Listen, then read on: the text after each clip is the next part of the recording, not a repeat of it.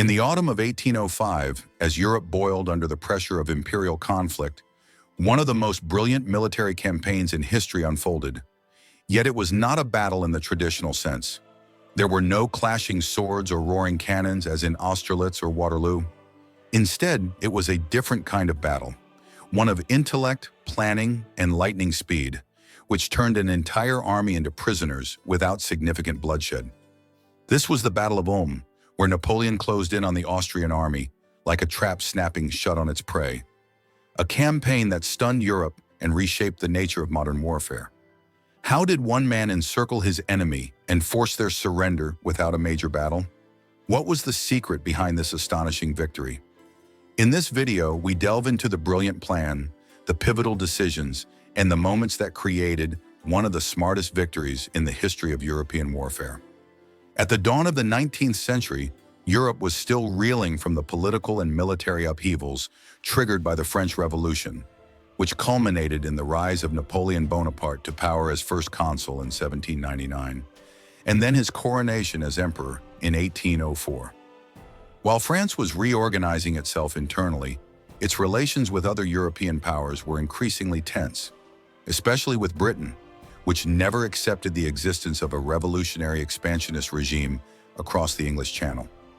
Though the Treaty of Amiens in 1802 briefly ended the Revolutionary Wars, peace did not last. War resumed in 1803, and Britain re-entered a state of permanent conflict with France. This renewed warfare encouraged Britain to form a new coalition of continental powers opposed to Napoleon. Fearing his military ambitions would swallow more European territory, the Third Coalition, formed in 1805, included Austria and Russia alongside Britain, while Sweden and Naples lent varying degrees of support. Austria played the leading military role, driven by a desire to reclaim its prestige after previous defeats at Marengo and Hohenlinden. Backed by British financial aid and Russian military promises, Austria made a critical strategic error. It chose to launch the war before Russian troops had arrived in Germany. The Austrian leadership believed they could quickly seize Bavaria, France's German ally, before Napoleon could transfer his army from France to Central Europe. Based on that assumption, the Austrian army under General Karl Mack moved across the Danube in September 1805 and set up camp around the city of Ulm, a vital crossroads in southern Germany. Mack expected the main front to be in the Black Forest, as in previous campaigns, and had no idea Napoleon would rewrite the rules entirely. At the same time, Napoleon had assembled the famed Grande Armée in Boulogne, preparing for a possible invasion of Britain.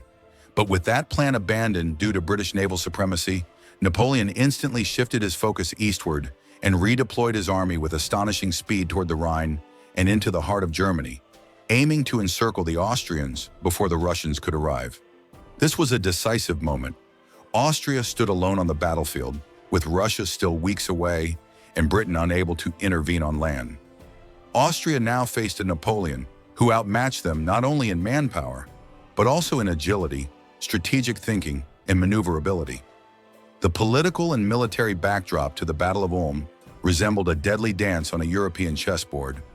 Austria made the first wrong move, and Napoleon turned that error into total collapse within weeks.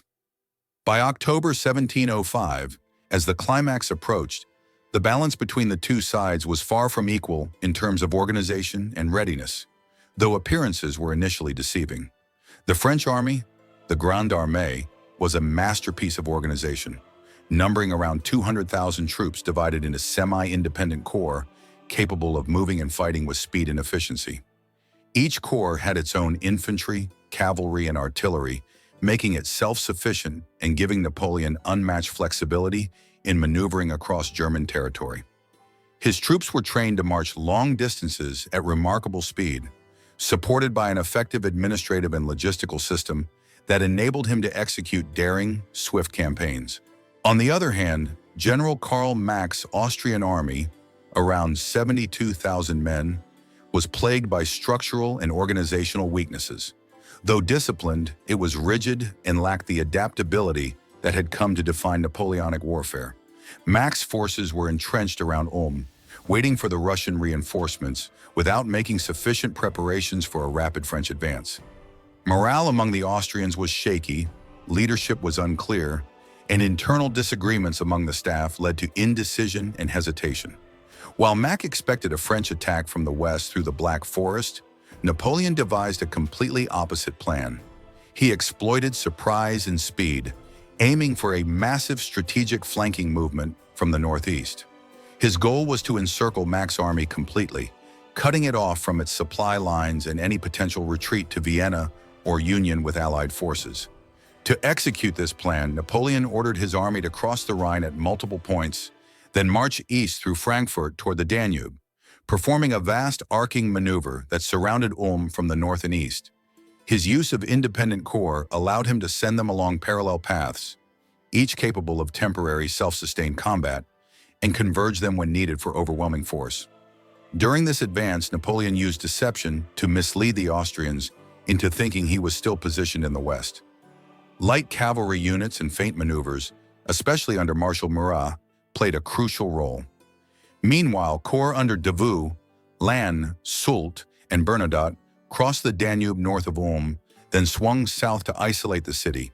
The strategy was to lull Mack into a false sense of security and keep him in a defensive posture inside Ulm, while Napoleon closed the circle around him, cutting off reinforcements from Vienna or Russia and sealing escape routes eastward. By mid-October, the maneuver reached its peak. Austrian forces were surrounded on three sides, with French troops controlling both banks of the Danube, making retreat impossible. General Mack's last-ditch attempts to break out failed under constant French pressure. Napoleon didn't rely on a massive pitched battle. Instead, he used precise positioning and rapid calculated movements to shut down every avenue of escape. His campaign reflected the core of his military philosophy: strike before the enemy fully assembles and neutralize an entire army through maneuver, rather than bloodshed. With communications to the east severed and Ulm encircled, Mack found himself isolated from the rest of the coalition. Russian forces were still crawling westward from deep within Poland, while Austrian supplies dwindled and morale collapsed. Desperate breakout attempts were repelled by Davout and Soult, while Murat's forces tightened the noose from the north and west. Ulm had become a massive military trap. It was clear to everyone, both inside and outside the city, that the Austrian army's only choices were surrender or annihilation. On October 20th, 1805, after fruitless consultations among Austrian officers, General Mack surrendered to the French. In a scene filled with symbolism, he exited the city with his guard and handed his sword to Napoleon's officers. French troops entered Ulm without having fought a major battle inside. Over 27,000 Austrian soldiers were taken prisoner, along with massive quantities of artillery, ammunition, and supplies, all with minimal French losses and without costly direct combat. This outcome was far more than a tactical victory. It marked a strategic turning point in the war. Militarily, Napoleon had eliminated an entire Austrian army in one blow and opened the road to Vienna, now defenseless. Politically, Austria's defeat shook the coalition's confidence, and fractures began appearing in the Third Coalition. Psychologically, the French army's morale soared. They believed in their leader's genius and felt invincible.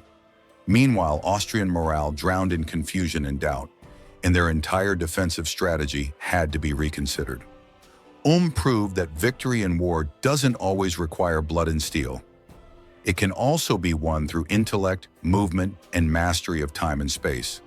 The surrender at Ulm crowned a meticulously planned campaign in which Napoleon compressed months of fighting into mere days of maneuver. Once Ulm fell and the Austrian army surrendered, the consequences began to unfold on every level. This was no mere battlefield gain. It was a strategic shock that overturned the balance of power in Europe.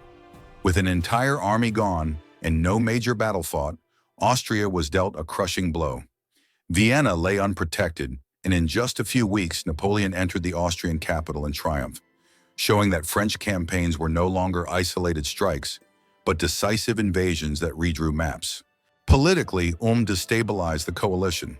Russia appeared distant and unprepared, while Austria lost its military weight overnight. Britain had to rethink its expectations of continental allies. For Napoleon, the victory enhanced his stature as an unmatched military genius, inspiring awe among enemies and followers alike. In France, the tone of triumph filled newspapers and public squares, solidifying his image not only as a brilliant commander, but also as the master of modern warfare. But perhaps the deepest impact was psychological. The Battle of Ulm revealed a revolution in the nature of European warfare. Battles were no longer decided by frontal clashes. They were won through mobility, surprise, and the manipulation of geography and time. Ulm showed that slow, rigid armies, even disciplined and well-equipped, could be rendered powerless against a swift, daring opponent. Napoleon taught a lesson in operational superiority. He planned his battles in the enemy's mind before meeting them on the field, forcing collapse before a single musket was raised. In the end, Ulm was not just a French victory, it was a turning point in the history of military art. Napoleon demonstrated that superiority lies not only in power, but in knowing when and how to use it. From this campaign was born a new model of military leadership, one that combines speed with precision, grand vision with detailed control, long-term strategy with real-time tactics. The world emerged from Ulm with a new understanding. Napoleon didn't just fight wars, he redefined them. The Battle of Ulm was not merely a military triumph. It was a lesson in the art of modern warfare. Napoleon showed that wars are not won by blood alone, but by intelligence, strategy, and the ability to understand one's enemy. And Ulm paved the way for his overwhelming victory at Austerlitz just weeks later, a victory that would cement his dominance over Europe.